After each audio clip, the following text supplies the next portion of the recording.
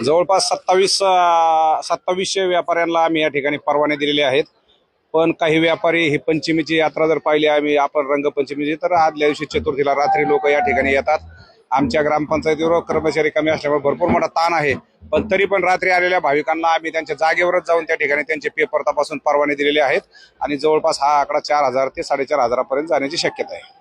खरं तर मागच्या वर्षी जो आपण ऐतिहासिक निर्णय घेतला, मुस्लिम समाजाच्या व्यापाऱ्यांना बंदी घातली, आपल्या माध्यमातून प्रसार माध्यमातून इलेक्ट्रॉनिक मीडियाच्या माध्यमातून ते व्हायरल झालं आणि अतिशय लोक खरं तर मढी कुठं आहे हे पाहण्यासाठी लोक या ठिकाणी येतात। मागच्या वर्षी रेकॉर्ड ब्रेक यात्रा झाली, या वर्षी बरेच लोकांनी काहीतरी बॉम्ब उठवली का आता अशी बंदी घातल्यामुळे कदाचित व्यापारी कमी येतील, पण रेकॉर्ड ब्रेक व्यापारी या ठिकाणी आलेले आहेत आणि जवळपास 25 ते 27 लाख भाविक आज रोजी या रंगपंचमीच्या दिवशी मढीमध्ये आहेत।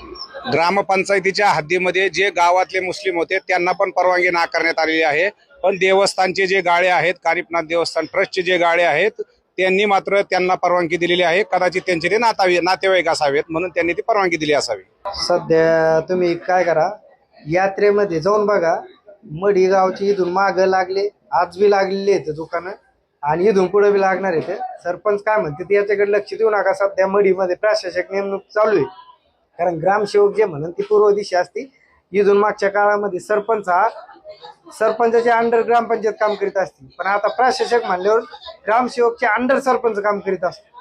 सरपंच म्हणून तसं नसतं। विषय असा आहे, आता सध्या तुम्ही देवाच्या पायथ्याशी बघा, सगळ्या मुस्लिम समाजाची दुकानं लागलेली आहेत आणि काही कसलीही अडचण नाही। आणि वस्तुस्थिती असं आहे का, संजय बाजीराव मरकट ज्यावेळेस अध्यक्ष होता त्यांनी स्वतः मुस्लिम समाजाची डिपॉझिट घेऊन सध्या देवस्थानचे गाळे येतात आणि ते काय आज दिलेले नाही, तर इथून मागच्या काळामध्ये दिले आहेत। ते बी गाळे सध्या मुस्लिम समाजाची दुकानं त्या देवस्थान गाळ्यामध्ये चालू आहेत। सध्या तुम्ही तो चौकशी करा, आतापर्यंत 20-25च्या पुढंच दुकानं असतील। आता बघा, आता आपण काय फिरून नाही बघितलं, पण मुस्लिम समाजाचे भरपूर दुकानं आहेत।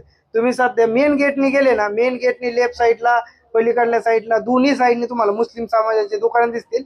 सदर तुम्ही दुकानावर चौकशी करा आणि हे इतर गावातले दुकानं तर सोडा हो, सध्या देवस्थान ट्रस्टच्या गाळ्यामध्ये मुस्लिम समाजाचे दुकान आहेत, हे चौकशी करा। सध्या सरपंच असताना ते होतं म्हटला गावातले नाही बाहेरचे नाही, आणि यांना दुकानं तर नाही म्हटला, यांना वेटर म्हणून सुद्धा काम करू देणार नाही। परंतु सध्या परिस्थिती अशी आहे, बाहेरचे बी दुकानं आलेले आहेत, गावातले बी हल्ले आहेत। हा, आणि ते काय म्हणतो याच्याकडे लक्ष देऊ नका। वस्तुस्थिती तुम्ही स्वतः यात्रेमध्ये जा आणि यात्रेमध्ये सदर सगळ्या दुकानदाराला पावत्या सुद्धा चेक करा का यांनी डबल पैसे पण घेतले तर